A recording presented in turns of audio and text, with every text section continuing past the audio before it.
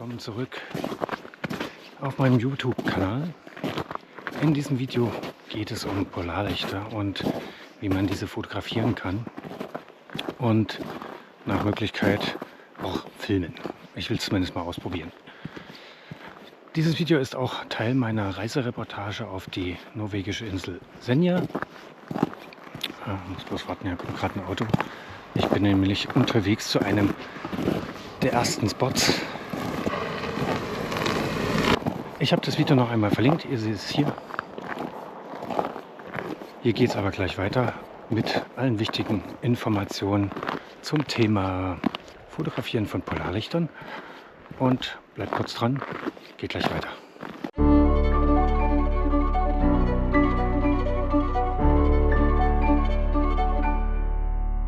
Polarlichter, auch Aurora Borealis genannt, oder Nordlichter oder in der südlichen Hemisphäre Aurora Australis, sind faszinierende Lichtspiele am Himmel und vor allem in den Polarregionen, da wo ich jetzt bin, quasi 250-300 Kilometer nördlich vom Polarkreis, ist es wirklich ein faszinierendes Schauspiel, sie zu sehen.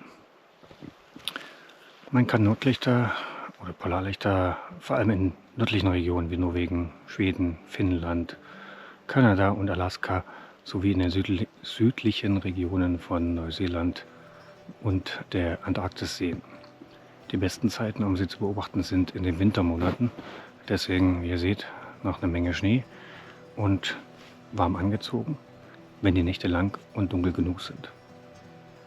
Die Farben der Polarlichter variieren zwischen grün, rot, violett, blau oder gelb. Grün ist natürlich die häufigste Farbe, denn Grün entsteht durch Sauerstoff in etwa 100 Kilometer Höhe. Rote und violette Lichter entstehen ebenfalls durch Sauerstoff, aber in wesentlich höheren Höhen, während blaues Licht durch Stickstoff erzeugt wird. Polarlichter sind in der Regel in Höhen zwischen 80 und 300 Kilometern über der Erdoberfläche zu beobachten. Die meisten Polarlichter treten jedoch in Höhen von ca. 80 bis 250 Kilometer auf. Polarlichter in höheren Höhen können auch über größere Entfernungen hinweg beobachtet werden und so kann es auch möglich sein, dass nicht nur hier in Norwegen oder in den skandinavischen Ländern Polarlichter zu sehen sind, sondern auch in Deutschland und anderen Teilen Mitteleuropas. Der Grund, warum sie in diesen Höhen sichtbar sind, liegt an der Wechselwirkung zwischen den geladenen Teilchen der Sonnenwinde und der Erdatmosphäre. Wenn diese Teilchen auf die Erdatmosphäre treffen, kollidieren sie mit Gasen wie Sauerstoff und Stickstoff. Und diese Kollisionen finden hauptsächlich in den oberen Schichten der Erdatmosphäre statt, wo die Dichte der Gase entsprechend geringer ist. Aber die Teilchen immer noch genügend Energie haben, um Licht zu erzeugen. In diesen Höhen kann verschiedene Gase unterschiedliche Farben erzeugen. Sauerstoff kann grüne und rote Lichter erzeugen, Stickstoff für blaue und violette Farben verantwortlich sein. Die spezifischen Höhen und die Art der Gase bestimmen quasi die Farben des Polarlichts und auch die Intensität. Wir sind jetzt auf dem Weg zu einem Spot, den wir uns tagsüber heute ausgesucht haben und hoffen, dass wir an der Stelle irgendwann noch einen etwas klareren Himmel haben als jetzt. Ja, es sind ein paar Lücken vorhanden, aber es ist noch sehr viel Licht in der Atmosphäre, sprich die Sonne ist noch nicht ganz verschwunden und dementsprechend wäre es eher schwierig, auch die Polarlichter zu sehen. Sprich, wir müssen noch ein paar Stunden warten und hoffen, dass es ein bisschen aufklart oder zumindest mehr Lücken vorhanden sind.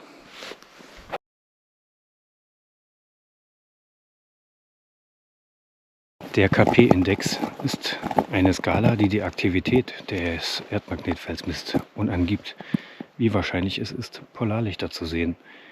Der Index reicht von 0 bis 9, wobei höhere Werte, ab 5 quasi, bedeuten, dass Polarlichter auch in niedrigeren Breiten sichtbar sein können. Ein höherer KP-Index ist also ein gutes Zeichen für eine mögliche Sichtung von Polarlichtern. Es gibt, um den KP-Index zu verfolgen, gibt es verschiedene Webseiten, unter anderem Kachelmann-Wetter, Aurora, MT-Wetter. Also ich habe die Links auf die jeweiligen Webseiten Ja,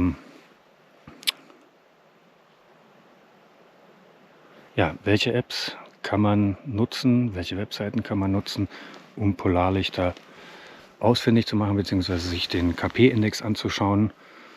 Ich nutze die App Polarlicht, Polarlichtvorhersage. Und hier zum Beispiel die App Polarlichtvorhersage. Hier finde ich den aktuellen KP-Index, passend zu meiner aktuellen Position. Ich kann mir die Position des Polarlichtovals anzeigen lassen. Da sehe ich, wie weit dreht es sich in den nächsten Stunden, wie breit ist das Oval und vor allem wie intensiv. Ist es nur grün, sind gelbe Anteile vorhanden, sind rote Anteile vorhanden. Und damit bekomme ich in etwa einen Eindruck für die Vorhersage und die Position. Und dann kann ich mich jeweils danach richten. Und wenn das Wetter passt und die Himmelsrichtung, dann sehe ich auch Polarlichter. Was mir aufgefallen ist, dass ich keine Echtzeitvorhersage bekomme, oder keine Echtzeitanzeige. Das heißt, wenn mir die Anzeige Echtzeit gegeben wird, dann wird das immer um 1-2 Stunden Zeit versetzt. Also sprich, wenn es 20 Uhr ist, dann war die aktuelle Zeit gegen 18 Uhr. Kann sein, dass das nicht die mitteleuropäische Zeit ist, sondern eine andere Zeit. Müsste ich mal recherchieren.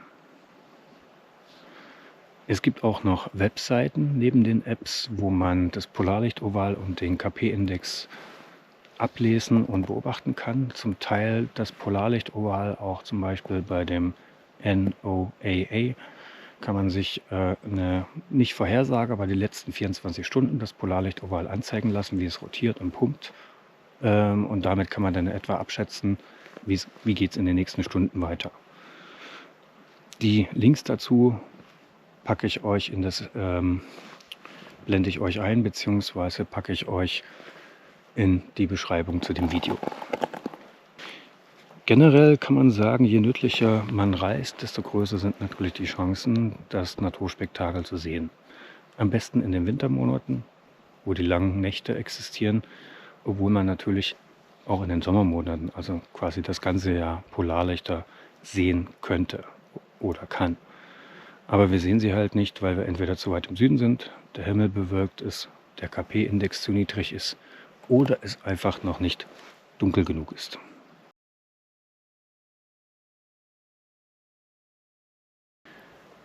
Was empfiehlt sich als Equipment? Ich neige dazu, Vollformatkameras zu verwenden. Man kann auch mit APS-C-Kameras arbeiten, aber MFT-Kameras würde ich grundsätzlich meiden, um Polarlichter zu fotografieren, da das Sensorrauschen dementsprechend ist einfach viel zu klein. Ich verwende persönlich eine Vollformatkamera und ein lichtempfindliches Objektiv, sprich je lichtempfindlicher, desto besser. Kleinere Brennweiten als 2,8 sind natürlich teuer, groß und schwer, aber es lohnt sich, wenn man darauf zurückgreifen kann, lieber das. Zu den Objektiven, je mehr ins Weitwinkel gehend von der Brennweite, umso besser, sprich alles, was kleiner als 28 mm ist, eignet sich idealerweise zur Fotografie von Polarlichtern. Man kann natürlich auch 50 mm Brennweite nehmen, um vielleicht mal irgendwo ein Detail festzuhalten, wo im Hintergrund das Polarlicht erscheint. Muss man ausprobieren und dann schauen, ob das Polarlicht genau an der Position erscheint, was Glück etwas ist. Ein Stativ am Ende sollte man auf jeden Fall vermeiden, das ist unabdingbar, da gerade im Dunkeln bei mittlerer ISO-Zahl bis 3.000, 4.000 die Belichtungszeiten je nach Offenblende des Objektivs sehr lang sein können, sprich 3 Sekunden, 4 Sekunden bis zu 10 Sekunden. Und das kann man nicht aus der Hand halten. Da ist Stativ ohne geht nicht. Fernauslöser ist ideal auch, um quasi Verwacklung zu vermeiden. Idealerweise mit einer Zeitrafferfunktion. Man kann das Ganze auch natürlich mit einem Handy machen, wenn man die Kamera und das Handy miteinander verbinden kann. Allerdings sind funkgesteuerte Zeitauslöser sowie Handy kosten halt Strom Und wenn man einen Zeitraffer über einen längeren Zeitraum von 3-4 Stunden machen möchte, ja, dann ist jedes Watt, jedes bisschen Strom und Energie ist dann wichtig für den Zeitraffer, aber nicht unbedingt für die Steuerung. Objektivwärme mit einem extra Akkupack eignen sich recht gut bei niedrigen Temperaturen oder in der Nähe von Flüssen oder wenn die Luft sehr feucht ist.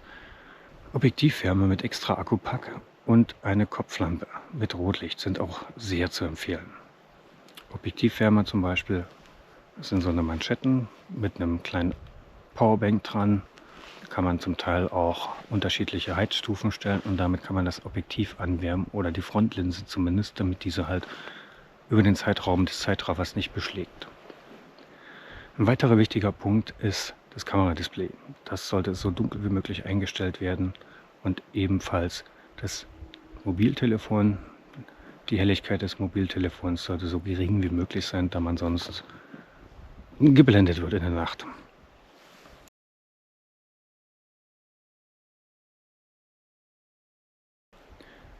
Wie lange belichten? Sofern die Kamera nebst Objektiv nicht so lichtempfindlich ist, um sie in Echtzeit zum Beispiel zu filmen, die Polarlichter, bleibt einem nur der sogenannte Timelapse oder Zeitraffer übrig.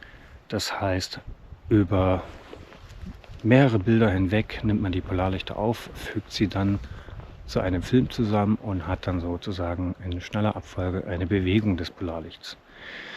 Wenn das Polarlicht, wie jetzt zum Beispiel hier im Norden, sehr weit oben am Himmel steht und sich sehr schnell bewegt, dann kann es natürlich sein, dass der Zeitraffer sehr hektisch wird. Für die einzelne Belichtungszeit muss man probieren. Am besten, wenn man vor Ort ist und noch nichts losgeht, einfach mal die Belichtungszeit ausprobieren, damit man weiß, wenn es dann losgeht, das ist die richtige Zeit, jetzt kann es losgehen. Feuerfrei quasi. Die Sterne sollten immer noch als Sterne sichtbar bleiben. Sprich, je nach Brennweite, Faustregel 300 durch Brennweite bei Vollformat ergibt die Belichtungszeit in Sekunden.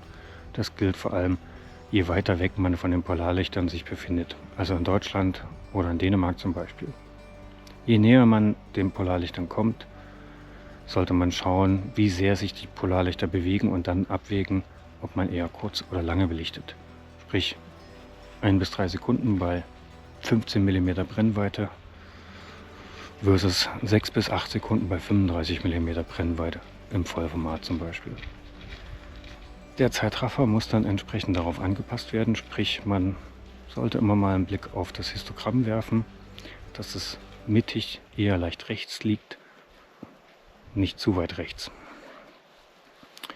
Die ISO sollte man so gering wie möglich halten, bis 6000, 5.000, 6.000 kann man es noch machen, danach fängt dann eher das Rauschen an.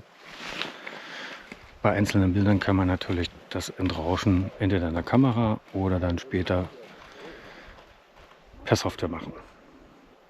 Man sollte abwägen zwischen Belichtungszeit und Bildrauschen. Am besten vorher vielleicht, wie gesagt, eine Belichtungsreihe machen und dann schauen, ob man eher länger belichtet bei einer kleineren ISO oder kürzer belichtet bei einer längeren ISO. Da muss man dann wirklich vor Ort entscheiden, was am besten passt. Und passt es zur Landschaft? Sind die Lichter erkennbar? Passt es zu den Sternen? Das muss man, wie gesagt, vor Ort entscheiden.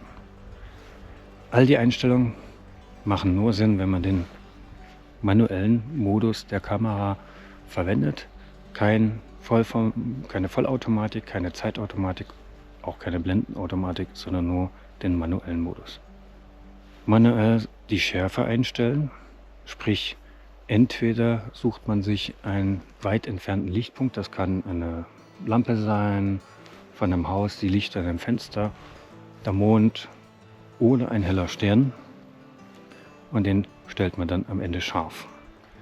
Bei spiegellosen Kameras hat man meist den Vorteil, dass man im Sucher so eine Art Lupenvergrößer, also Lupe hat, mit der man das Bild vergrößern kann. Da kann man sich dann einen bestimmten hellen Punkt raussuchen und den dann manuell scharf stellen. Damit ist man safe. Noch ein paar Worte zur Bildkomposition. Man kann natürlich vorher sehr viel Zeit investieren in das Location Scouting. Idealerweise empfiehlt es sich aber wirklich, tagsüber sich die Stellen mal anzuschauen, rechtzeitig vor Ort zu sein, damit man vielleicht in der Dämmerung schon den Weg einmal zur Position abläuft und dann im Dunkeln wieder zurück, um Licht von Taschenlampen zum Beispiel zu vermeiden, damit die Augen sich einfach, wenn sie sich einmal an die Dunkelheit gewöhnt haben, dann muss man nicht unbedingt Taschenlampen verwenden, nur wenn nötig. Zurück zur Bildkomposition. Es macht sich, meiner Erfahrung, sieht es besser aus, wenn der Horizont bzw. der Vordergrund nicht leer ist. Also irgendwie eine weite Fläche wie eine Wiese, eine Wasserfläche etc. Wenn man kann, je nach Brennweite, sollte man im Querformat arbeiten. Man kann natürlich auch ins Hochformat schwenken, wenn die Lichter genau über einem sind. Oder man schwenkt einfach die Kamera nach oben und hat nichts außer Lichter und Himmel. Ja, Geschmackssache. Ansonsten bin ich der Meinung, ein Detail im Vordergrund, ein Objekt im Vordergrund, ein Objekt im Hintergrund und dann die Lichter am Himmel. Das gibt eine gewisse Tiefenwirkung und dann muss man halt schauen, passen die Lichter auch von der Position, sind die Wolken richtig. Da muss man verschiedene Sachen ausprobieren, verschiedene Bilder, verschiedene Motive und dann am Ende das beste Bild aus der Nacht auswählen. Ja, am Ende kann man nicht, selbst mit sehr viel Planung, kann man nicht vorhersagen, in welcher Himmelsrichtung und in welcher Höhe im Himmel die Polarlichter am Ende erscheinen. Insofern ist es auch schwierig, mit jeglicher Art von Komposition, die man vorher sich vorstellt, auch genau das Bild zu erreichen, was man am Ende erhält. Man muss halt schauen, was passiert und alles mitnehmen, was man kriegen kann sozusagen. Und anschließend dann das beste Bild auswählen.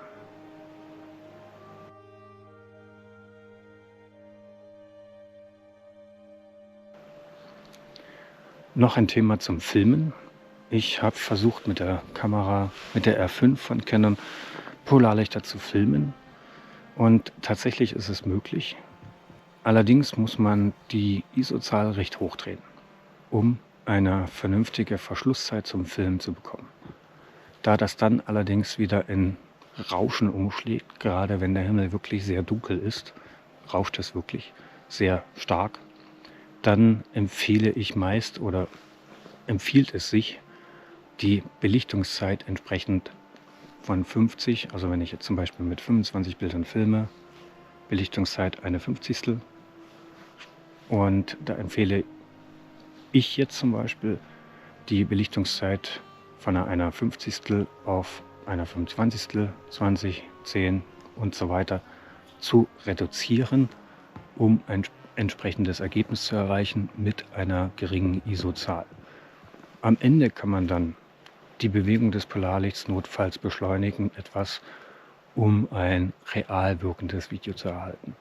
Das fällt am Ende weniger auf oder ist am Ende weniger chaotisch anzusehen, als wenn ich ein sehr aktives Polarlicht im Zeitraffer filme, was in größeren Abständen Bilder aufnimmt von einem sehr hektisch tanzenden Polarlicht.